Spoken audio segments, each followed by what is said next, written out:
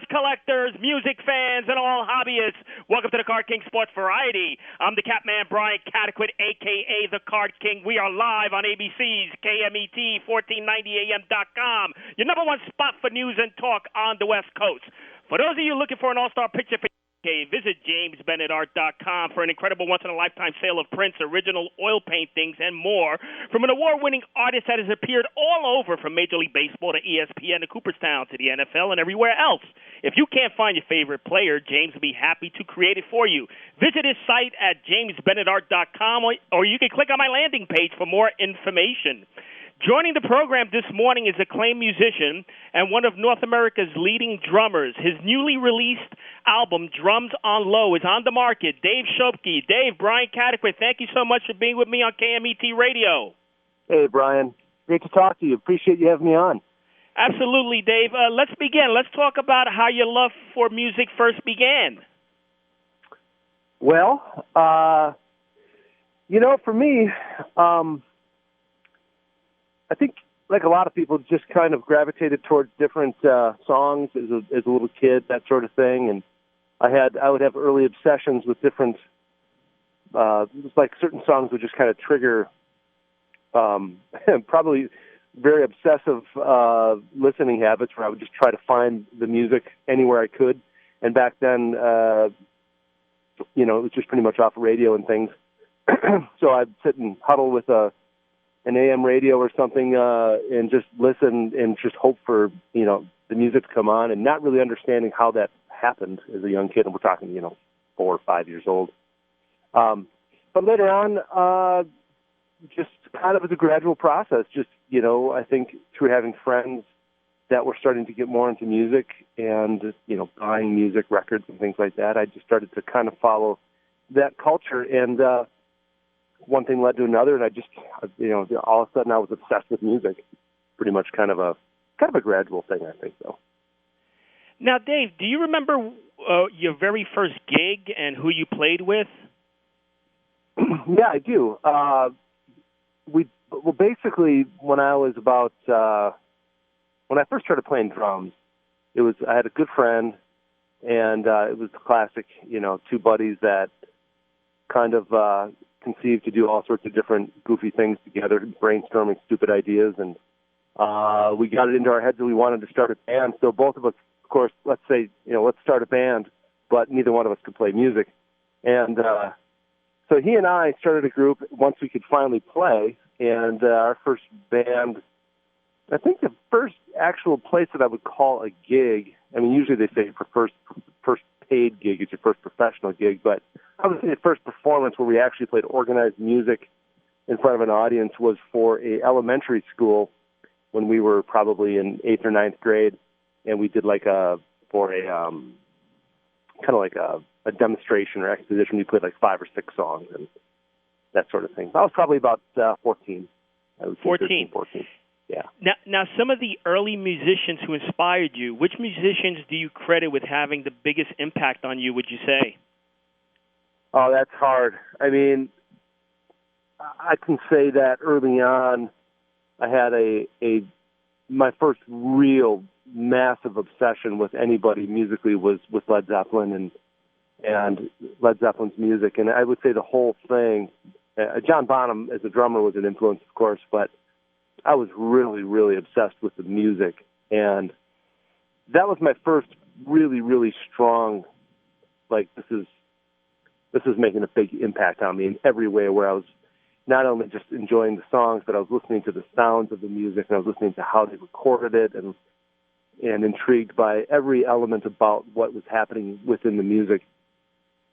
So I would say Zeppelin was the first, but after that, I mean, there's been so many in all styles of music. And people often ask me, who's your favorite drummers or this or that, and I say, well, pick a style and a genre first, because I have so many within so many genres and styles that have since then have been really pretty much equally massive impacts, from John Coltrane, Miles Davis, the Meters, James Brown, Charles Mingus, Van Halen, Tool. I mean, the list goes on and on.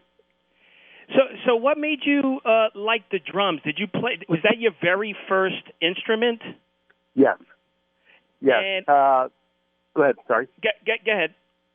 Oh, the thing with the drums was pretty much some friends of mine in school played for our school at one point when we were in fifth grade, and I saw these kids doing it, and I thought, wow, if they can do it, we can do it. So that's kind of how this whole instigation thing started, was playing music. And literally, my friend and I were talking on the phone, and it was he's like, well, you play the drums and I'll play the guitar. And I thought, well, that makes sense to me.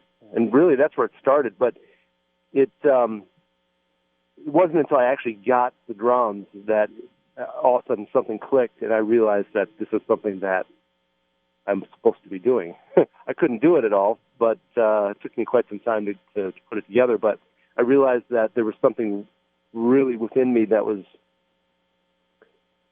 driving me to do something more than anything that I'd ever seen or felt before in my life. And at age 11, it was a pretty big impact. I mean, I got the drums, and it was like, okay, this is me. This is who I am. So now when it was.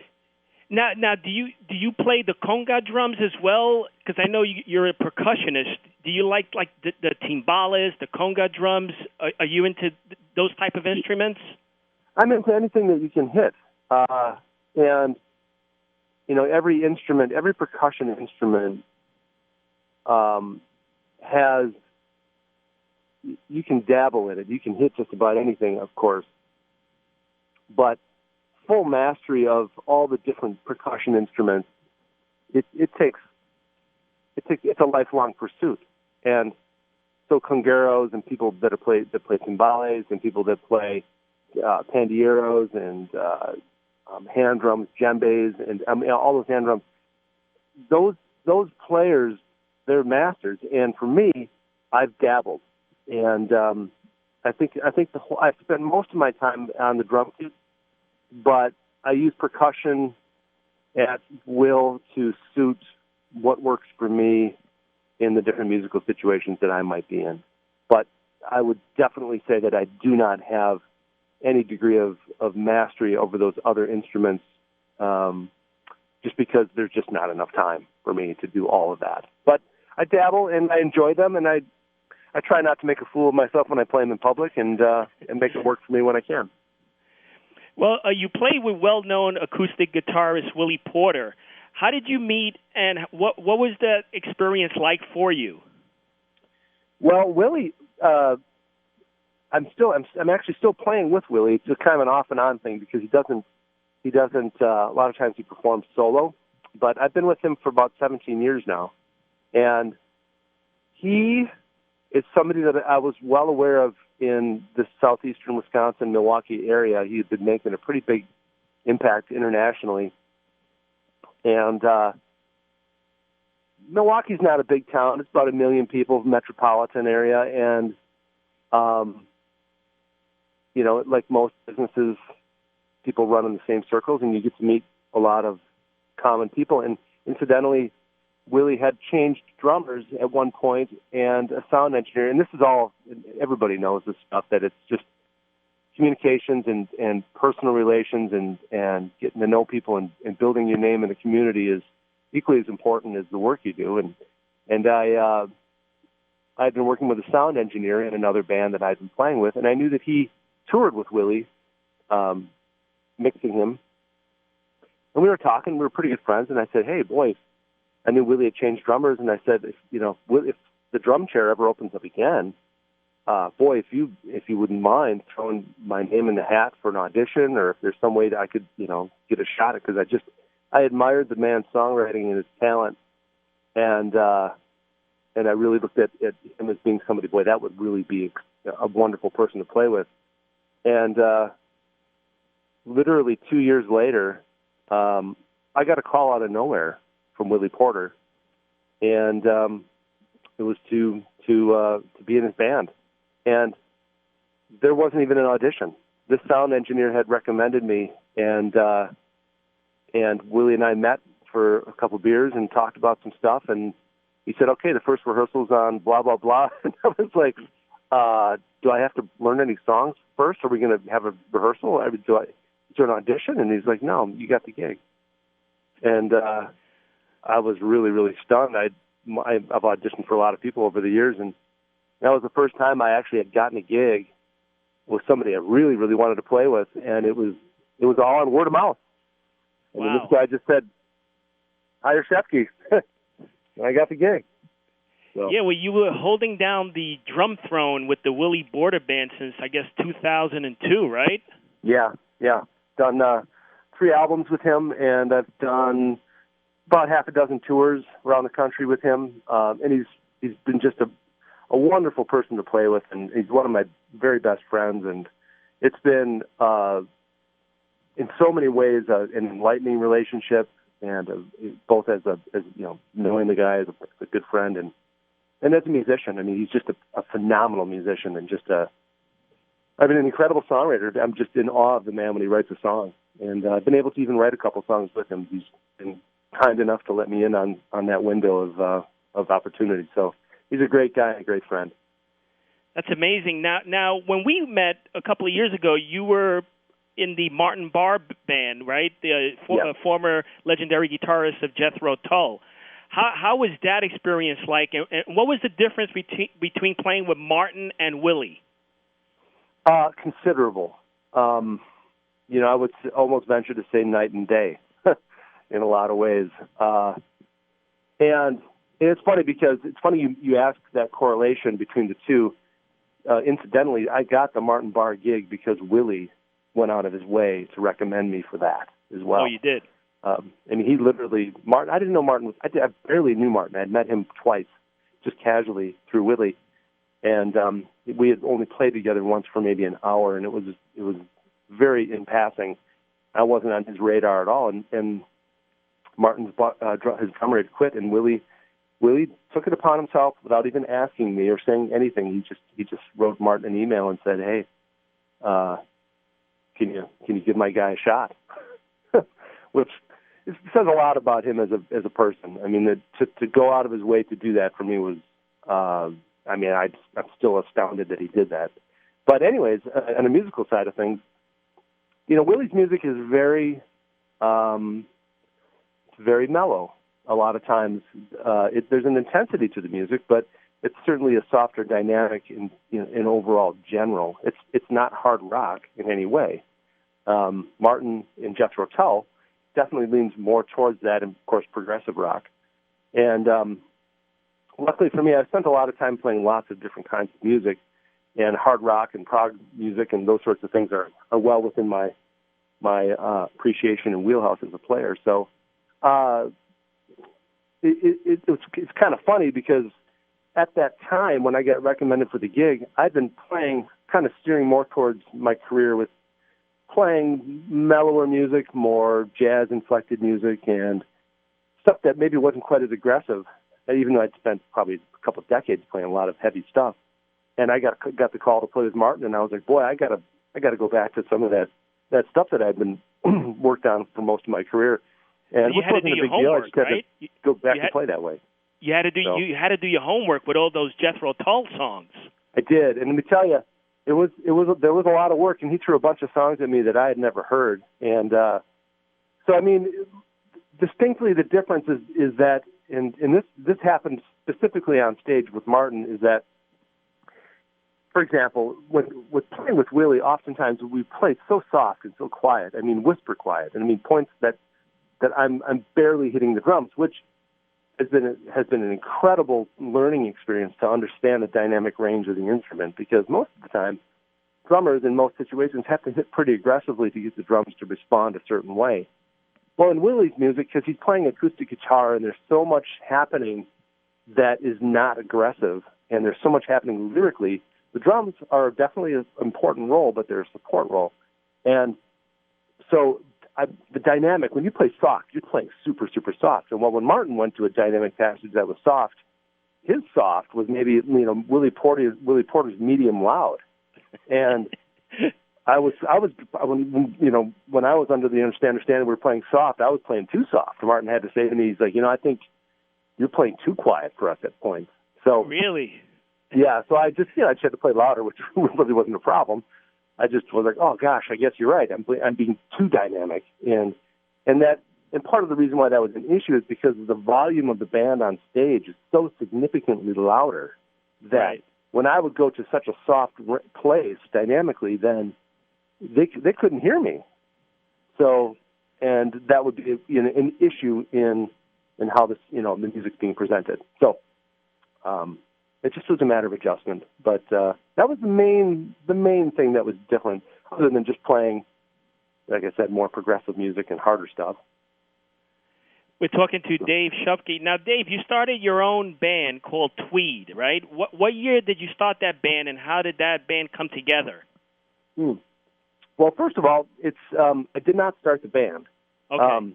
And I know it's not really stated in my release, but I've been in the band since late 2015, and that band has been together for probably about 7-8 years, but it's been under different combinations of members. And the leader of the band left about 2 years ago, and so since then, I and another couple guys, we've kind of taken the mantle of it. But it's a soul blues group, original music, and initially the band started off with a band called Tweed Funk, and but then we lost a couple members. One of the main singer of the band passed away, and so we changed it up and changed the name and carried on as Tweed. And we have a European tour coming up in the fall, and just playing regionally around here. Now let's talk about some of your accomplishments. I mean, you were named 2009 WAMI Drummer of the Year. How is that feeling like for you? Well, that was nice to be recognized by my peers. That's the Wisconsin Music Industry Award, and we do that every year here in the state. And it's nice for people to say, "Hey, you've been doing a good job." I think a lot of it has to do with, it's not so much like maybe that was a better year for me than other years. I think it more kind of had to do with the recognition of years of work and time in on the scene in the area and stuff, because they kind of move those things around to different people that have been working hard and doing it. And so it was nice to get it, and I promptly handed it to my mother, and she put it on the mantle, and that's where it belongs. Well, it's nice. It's definitely nice to have on your resume. Now, I also read that you started an improv project called Blank Radio. Can you elaborate more on that? Yeah, that was something that I started with a couple former bandmates of mine in Milwaukee here, and started off as just kind of a fun thing to experiment between the three or four of us, just getting together and playing and recording with kind of the intention that, let's see if we, what happens between us when we're not really talking about it or planning anything, and can we come up with any music that's interesting and record it, and took nothing to be taken too seriously. But that whole thing kind of snowballed, and within a couple of years, I started to bring in other musicians from the community, and this is pretty much just a process of recording in my basement, and throughout the process, I built up my own home studio, which was a great learning experience for me. I was using a lot of these sessions to experiment with how I learned how to engineer. I had done some engineering in the past, but I'd gotten away from it, so it was a good time for me to use these sessions to work on that and work on different ways to approach drums and percussion, and different ways that I might want to play the instrument. And one thing led to another, and throughout the course of about 5 or 6 years, we probably had over 100 musicians, 150 musicians down, and we put out 23 albums wow. of music, and wow. Which is crazy. And it's all instrumental. There's no vocals on it. Nothing is discussed, and the only way that it gets kind of vetted is, we will sit down there, we'll record for an hour or two, and then it's basically been my job to go back through the music and determine what is palatable music, which, again, to the average listener, excuse me, most people go, this is just crazy stuff. And it is pretty crazy. But we found it to be interesting for us. And for more than anything else, it's just been a great sort of, testing ground to be able to sit and play and think about making music with the one rule that it's not a soloing endeavor. So in other words, there's no, 15-minute guitar solos over a blues jam sort of thing. And with the idea that, we're trying to write music here without discussing it. And when you improvise that, sometimes it's magic. Sometimes you record for an hour or two and it's garbage. But sometimes you record for an hour or two and you find 5 minutes and it's a nice little piece of music. So we've stopped since then because I haven't had time to pursue it anymore. So it's been a couple of years since I've done it. But maybe in another couple of years I'll start it back up. But I put so much time into it that I had to walk away from it. And having a couple kids and things, there's just no time to do it right now. Now, I definitely want to get this in, Dave. Your latest creation is Drums on Low. Congratulations, by the way. Thank you. And you're welcome. And that was released last month. Talk about Drums on Low and where can our listening audience purchase the CD? Yeah. Well, first of all, it's available on all your major outlets, iTunes. It's on YouTube. It's on Spotify. It's on all that stuff. You can purchase it through iTunes. You can also purchase it through CD Baby, and you can also purchase it through Bandcamp. And if you just search Drums on Low or type in my name, Dave Schoepke, you should be able to find it on the Google. I also have a website, daveschoepke.com, and it's got links to all the merchandise as well. In a long story short, basically, it's a solo drum album without the concept of thinking of things as drum solos, if that makes any sense. My angle on the whole thing is to try to create drum songs, if you will, using the drums as a compositional tool rather than just an expositional tool. And if for lack of better words, I'm really not interested in showing showing how fast or how complex I can play.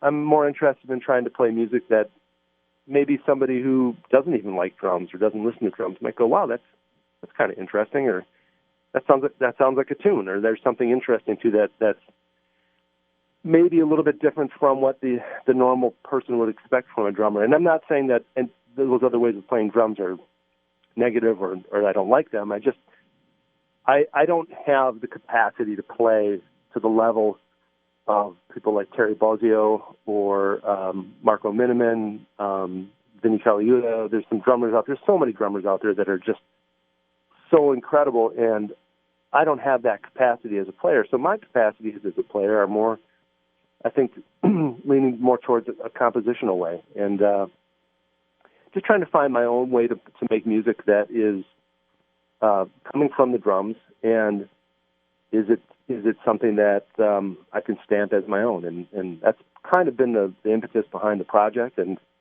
I hope to move forward with it with another couple albums and potentially do some touring. But it's kind of been one step at a time, and we'll just see how it goes. Yeah, some of the songs on the CD is War of the Grasshoppers, Sound on Low, and my favorite is Pool Pond. Can you talk a little bit about Pool Pond? It's kind of like a speedy rhythm, which I like. Yeah, Pool Pond. Well, first of all, that's my ode to Cataquet. When what's his face? Chevy Chase says to Bill Murray, I got a pool or a pond out back. Anyway, when you got instrumental music, you can kind of call the songs whatever you want. Anyways, that was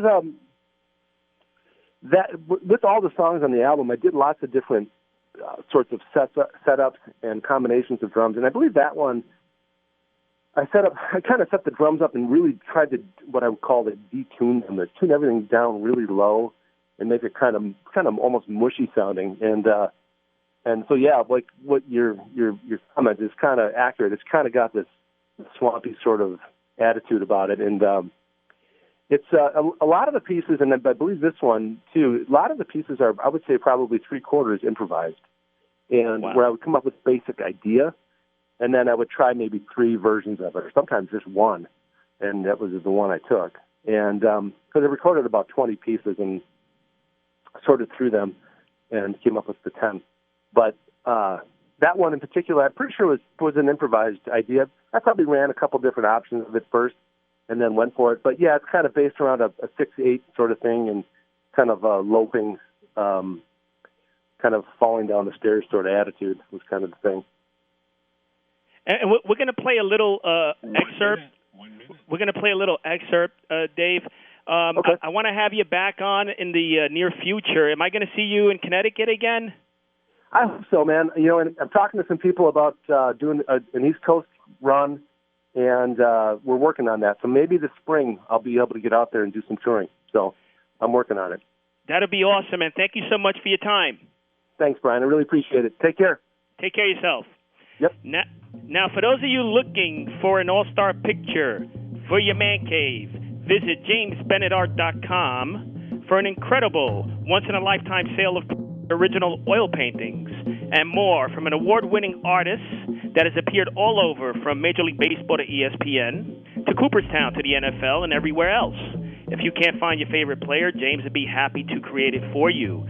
You can visit his site at jamesbennettart.com or click on my landing page for more information. The website is daveschoepke.com. That's DAVESCHOEPKE.com.